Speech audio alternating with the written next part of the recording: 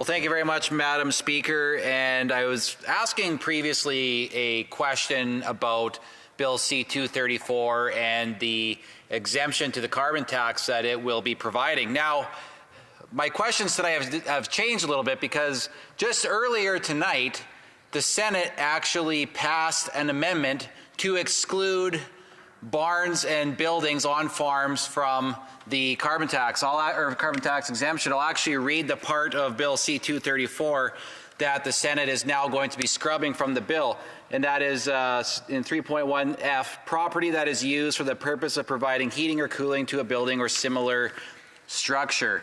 So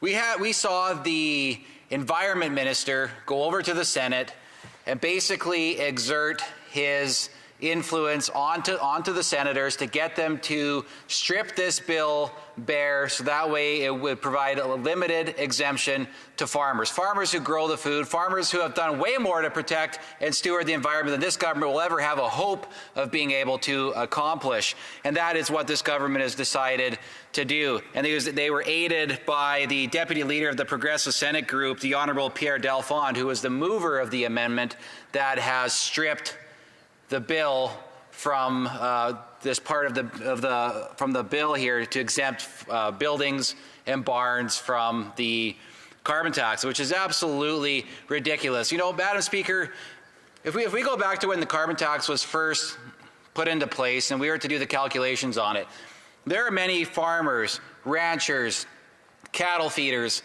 that use over 100,000 liters of on-farm fuels in a given year. And given the rate of the carbon tax right now on those on-farm fuels, that would be about $25,000 a year. Now the Liberals will say, oh, but there's this huge exemption that exists out there for farmers, so what are you complaining about? Now, there is an exemption that does apply in some cases, but not in every case, and certainly not for farmers and ranchers that are trying to keep their barns warm in the winter. As we know that winter is coming. In fact, it's already here, and it's going to be turning minus 30 here very, very soon.